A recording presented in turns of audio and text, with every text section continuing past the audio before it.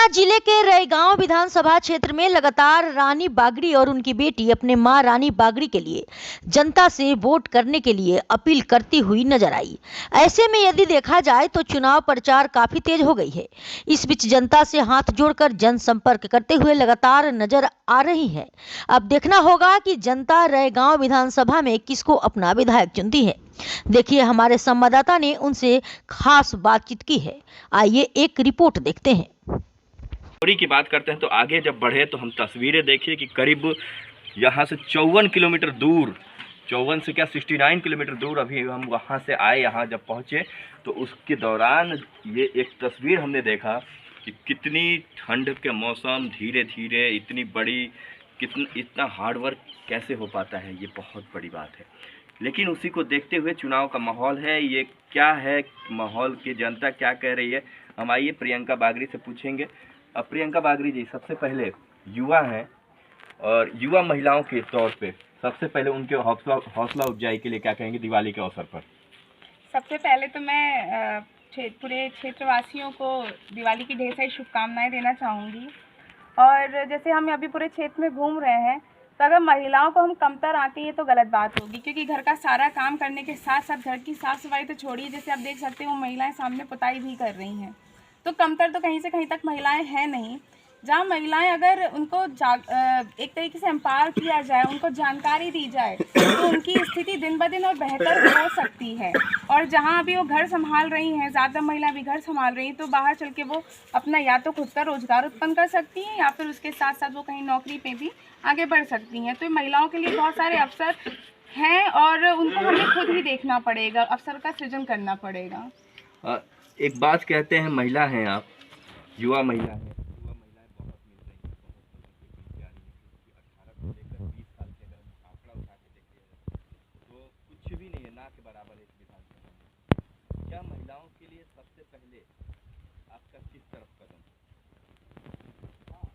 देखिए, महिलाओं के लिए अगर कदम की बात करते हैं तो सबसे पहला कदम है शिक्षा। जो लड़कियां अभी शिक्षा नहीं ग्रहण कर पाई हैं या फिर अभी उनका जो सरकार के द्वारा शिक्षा दी भी जाती है, अगर हम केंद्र सरकार की बात करें, योजनाएं हैं, हमारे संविधान में भी शिक्षा 6 से 14 वर्ष के बच्चों को निःशुल्क शिक्षा की बात की गई है। तो यहाँ पर वो 6 से 14 वर्ष के बच्चों की जो निःशुल्क शिक्षा है वो भी अभी उस तरीके से उत्पन्न नहीं कराई जाए, लोगों को नहीं दी जा रही है। तो मेरा यही प्रयास है कि किस तरीके से उनको जागरूक किया जाए और उस लेवल तक पहुंचाया जाए, वहां तक पहुंचाया जाए, उनको शिक्षा, बेसिक नॉलेज और बेसिक एजुकेशन एटलीस्ट उनको प्रोवाइड कराई जानी चाहिए। तो वो उस पर हमें फोकस करने की ज़रूरत है, क्योंकि जब हमारा बेस मजबूत होगा तभी हम आगे जाके कुछ भी शिक्षा के स्तर पे करेंगे और आगे कुछ नौकरी हम कर सकते हैं। एक और चीज़ देखा है कि संकल्प पत्र अब जारी हो गया है, क्या कहेंगे? देखिए, यहाँ पर अगर हम देखें हमारी विधानसभा में, हम पहले अगर विंध्य निर्माण की बात करते हैं, विंध्य प्रदेश की, तो विंध्य हमारा पहले से ही एक राजनीति के हमारा इतिहास है हमारे विंध्य का। और जहाँ हम अभी भोपाल जाते हैं, भोपाल की जगह अगर हम विंध्य प्रदेश की बात करें तो हमारी राजधानी रीवा हो जाएगी, जो कि हमारे यहाँ से, हम सतना से बात करें तो 60 किलोमीटर दूर है, यहाँ से बात करेंगे तो 120-30 किलोमीटर दूर हमारी राजधानी हो जाएगी। और जबकि अभी प्रेजेंट में देखें तो वो हमारी 600 किलोमीटर दूर है। देखिए, क्या है कि हमारा राज्य अगर छोटा हो जाएगा, मध्य प्रदेश से विंध्य प्रदेश कट जाएगा, तो यहाँ पे विकास के जो अवसर हैं वो ज़्यादा हो जाएंगे, उतना ज़्यादा इन्वेस्टमेंट होगा और फिर उतना ज़्यादा हमारे यहाँ विकास होगा। तो इसलिए विंध्य प्रदेश का निर्माण होना आवश्यक है। अब हम बात करते हैं बरगी नहर की, तो ये हमारा जो आपका ये संकल्प पत्र है, तो इसमें हम अगर विधानसभा में बात करें तो बरगी की नहर की आवश्यकता है। यहाँ पे सिंचाई का ऐसा कोई साधन है नहीं और बारिश इतनी होती नहीं है, हम वर्षा पर निर्भर रह नहीं सकते हैं।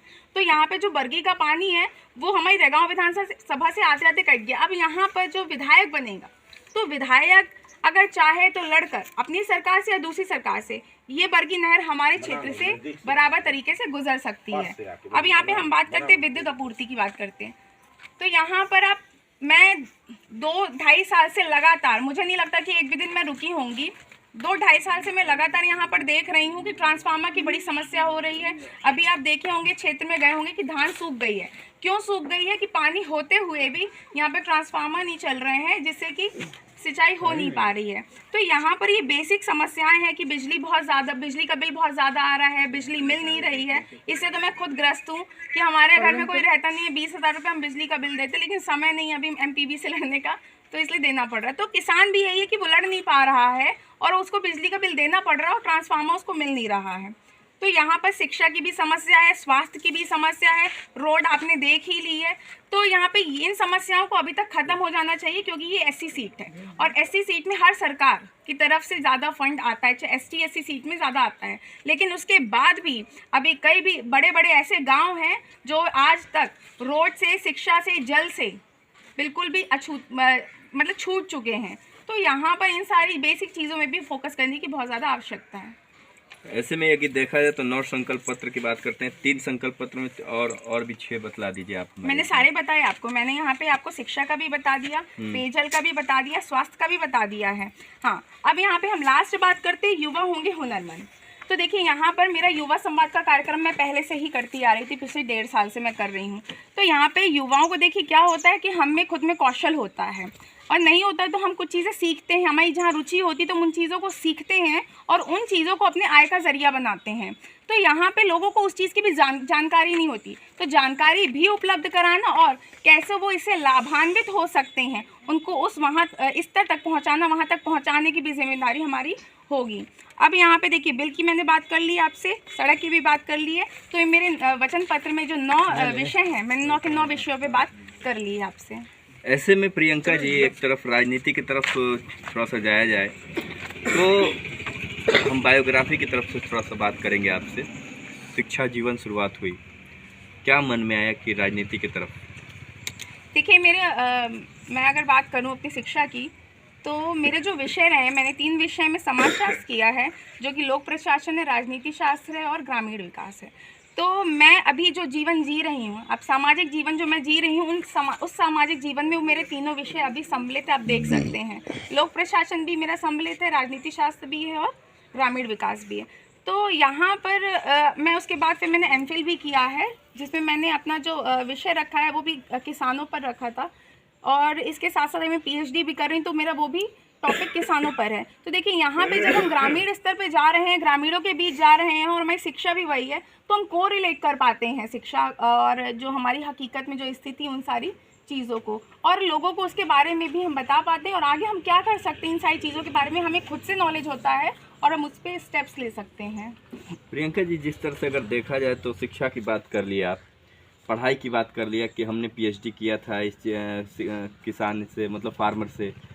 जब आपने फार्मर से पीएचडी कर रखा था तो फिर उसके बाद में आगे जॉब करने की नहीं इच्छा हुई, फिर आगे क्या करने की इच्छा हुई कि आप सीधे राजनीति में आपने कदम रखा? नहीं, मैं अभी नौकरी करती हूँ, मैं AKS यूनिवर्सिटी में गेस्ट फैकल्टी हूँ और इस समय मैं प्रचार प्रसार में हूँ, तो मैं छुट्टी लेकर ये सारे काम कर रही हूँ। तो ऐसा नहीं है कि मैं ये नहीं कर रही हूँ, इसके साथ साथ मेरा एक खुद का NGO भी चलता है और NGO के माध्यम से मेरा बेसिकली फोकस है कि किस तरीके से स्वास्थ्य लाभ गरीबों को पहुंचाया जा सके और उसके साथ साथ लड़कियों को रोजगार सृजन के लिए उनको ज्वेलरी बनाना सिखाती हूँ और युवाओं को युवा संवाद करती हूँ कि उनको एक अवसर मिल सके नौकरी का या तो फिर रोजगार सृजन का।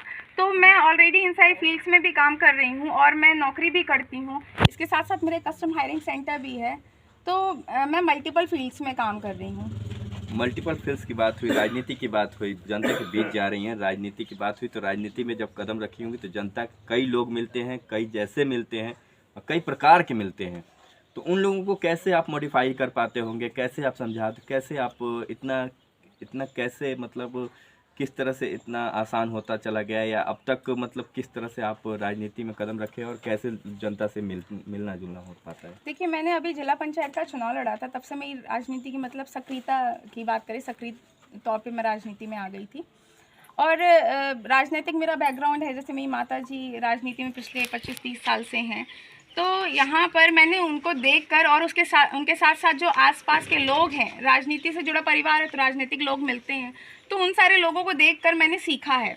फिर इसके बाद हम जब क्षेत्र में उतरे हैं तो हमारे साथ जो लोग जुड़े हैं, जाहिर सी बात है कि अब मैं उनके लिए बेटी जैसी ही हूँ, क्योंकि मेरी माताजी की उम्र के जो लोग हैं उनके साथी हैं, वो आज मुझे अपनी बेटी जैसा ही ट्रीट करते हैं और गांव के जितने लोग भी मेरी माताजी को जानते हैं, व्यक्तिगत जानते हैं, तो मुझे अपनी बेटी जैसे ही ट्रीट करते हैं। तो भगवान की दया से मुझे कभी ऐसा नकारात्मक फील नहीं आया है और मुझे लगता है कि अगर कोई नकारात्मक किसी के अंदर मेरे लिए भाव है, तो मुझे नहीं पता कि अपने ऊपर इतना कॉन्फिडेंस है कि वो मेरे लिए सकारात्मक नहीं होगा तो कम से कम न्यूट्रल तो हो ही जाएगा, क्योंकि हमें ये है कि हमें उससे अच्छे से ही रहना है और जितना अच्छा हो सके हमें उतना अच्छा ही करना है। तो देखिए, मैं राजनीति में बहुत दिमाग में गंदगी लेकर मैं नहीं करना चाहती और मेरा भाव यही है कि मैं लोगों की सोच बदल सकूं कि नेता लोग आते हैं वोट मांगने और फिर कभी आते नहीं हैं, तो इसलिए मैं एक दिन भी नहीं रुकी। अगर मैंने नेत्र शिविर भी कराया तो मैंने अपना प्रयास किया कि मैं घर घर पहुंच के पर्चा बांटूं और उनको जानकारी दूं।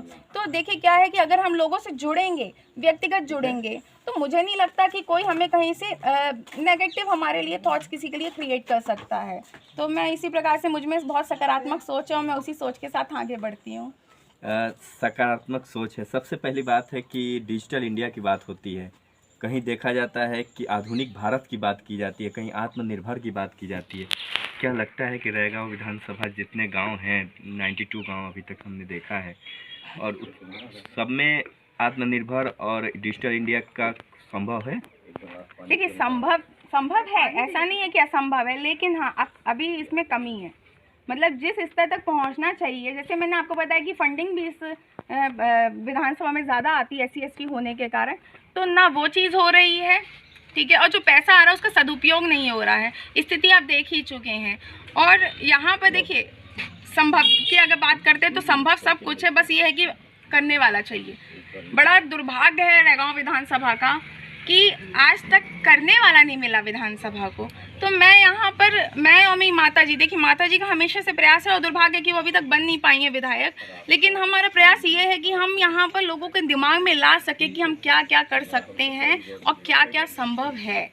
तो यहाँ पर संभव ये सारी चीज़ें, बस करने वाला चाहिए, करने वाले की कमी है यहाँ पर। प्रियंका बागड़ी जी, एक और सवाल है जो कि जनता पूछ रही है कि क्या सतना से आप विकास करने आएंगे? अभी एक सवाल महिला ने आपसे किया था, कहा था कि भाड़ा दे दो हम आ जाएंगे, बोला था, ऐसा हमने सुना था। हाँ, तो वो मजाक कर रही थी। उनका ये था कि सतना में रहती हैं तो भाड़ा दे दीजिए, तो मैं सतना से यहाँ पर वोट करने आ जाऊँगी। जी जी। तो ऐसे में एक वो सवाल जो हमने आपको अभी रिपीट किया था कि क्या सतना से आप यहाँ पे विकास करने के लिए आएंगी या नहीं, जनता को एक बार भरोसा दिलाइए। जी बिल्कुल आऊँगी मैं। ऐसा नहीं है कि मैं कल्पा पहली बार घूम रही हूँ या फिर मैं रैगांव विधानसभा के क्षेत्र पहली बार घूम रही हूँ। अगर मैं 1.5 साल में 100% तो नहीं कहती, लेकिन जो व्यक्ति राजनीति से कहीं से भी रुचि रखता है तो 100% हर व्यक्ति मेरे को जानता है। नाम शक्ल से नहीं जानेगा तो नाम से जानेगा, क्योंकि मैंने काम किया है और मैं लोगों के बीच में पहुंची हूँ। देखिए, माँ का नाम मिला है, ये मेरा सौभाग्य है, लेकिन जब तक हम खुद से नहीं करते तब तक हमसे कोई जुड़ता नहीं है। और ईश्वर की दया से मेरे साथ लोग जुड़े हैं, वो इसलिए जुड़े हैं कि कहीं ना कहीं उनको मुझ में आशा नज़र आई है, उनको लगा है कि ये लड़की कुछ करेगी, आगे कर सकती है।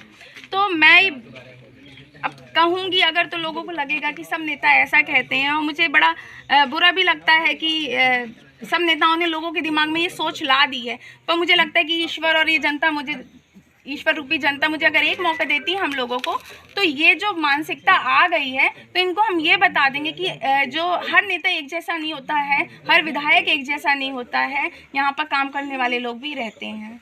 अच्छा, हमें लगता है कि अब थक गई होंगी, बोलते बोलते धूप भी लग रही है वैसे भी।